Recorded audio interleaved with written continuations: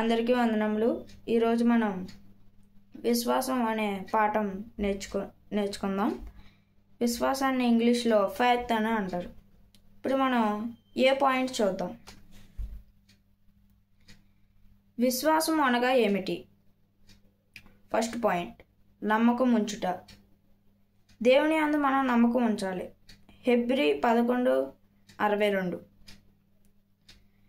ఆసక్తి గలవారు ఖాళీగా ఉన్నప్పుడు చదువుకోండి. రెండో పాయింట్, సందేహించకుండా ఉండుట. యాకోబు 1:63. మూడో పాయింట్, విశ్వాసమును కర్త యేసుక్రీస్తు ప్రభువు.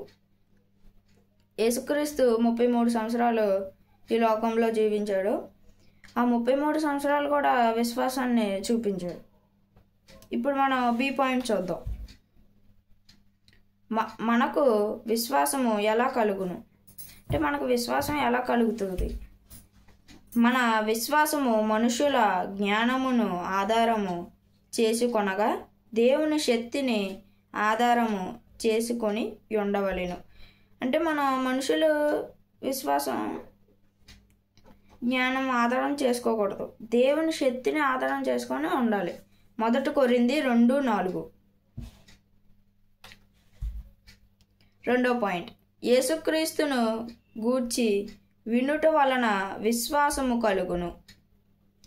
అంటే మనం యేసుక్రీస్తు గురించి వినుట అంటే యేసుక్రీస్తు బోధ అయినా యేసుక్రీస్తు మాటలైనా వింటే మనకి విశ్వాసం కలుగుతుంది. రోమా 10:17.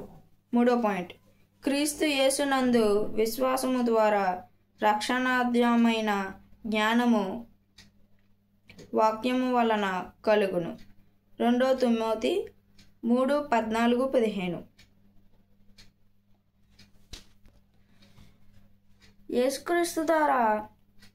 యేసుక్రీస్తు విశ్వాసం ద్వారా జ్ఞానము వాక్యము వలన కలుగును. అంటే యేసుక్రీస్తు జ్ఞానం వాక్యం మనకు కలుగుతుంది.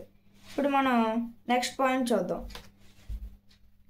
సి పాయింట్, మనము ఎటువంటి విశ్వాసము కలిగి ఉండవలెను అంటే మనం ఎటువంటి విశ్వాసం కలిగి ఉండాలి? క్రియల మూలముగా మన విశ్వాసము పరిపూర్ణమగును. మనం ఏదో ఒక క్రియల మూలంగా మన విశ్వాసం పరిపూర్ణమవుతుంది. యాకోబు 2:23. నెక్స్ట్ డి పాయింట్, క్రియలు లేని విశ్వాసం ఎటువంటిది అంటే, మనకి క్రియలు లేని విశ్వాసం మనం కలిగి ఉన్నాం అనుకో, అది ఎటువంటిది? దెయ్యములు విశ్వాసము, క్రియలు లేని విశ్వాసం. అంటే దెయ్యములు విశ్వాసం ఎటువంటిదండి? క్రియలు లేని విశ్వాసం. యాకోబు 2:19. నెక్స్ట్ రెండో పాయింట్, క్రియలు లేని విశ్వాసం వలన ప్రయోజనము లేదు, మనలను రక్షింపను లేదు. అంటే క్రియలు లేని విశ్వాసం ఎటువంటి ప్రయోజనం ఉండదు, దానివల్ల మనం రక్షింపబడము. యాకోబు 2:14. మూడో పాయింట్, క్రియలు లేని విశ్వాసము వ్యర్థము నిష్ఫలము.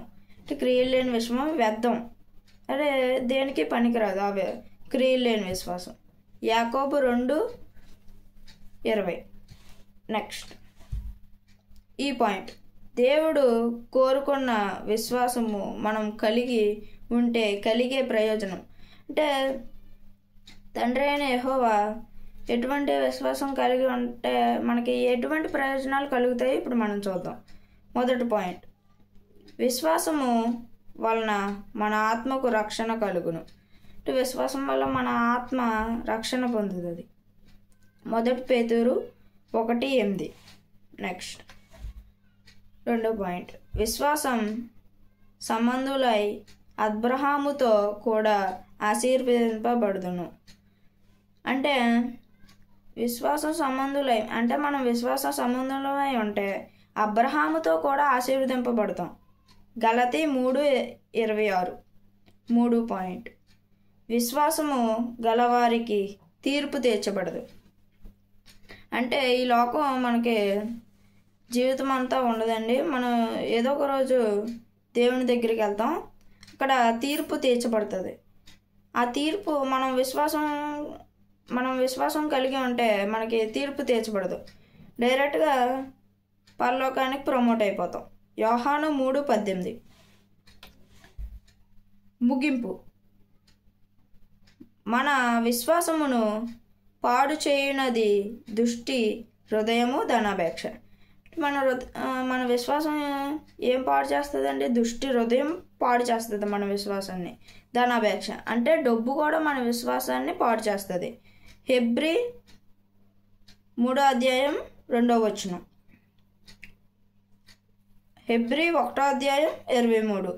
హెబ్రీ 6:10.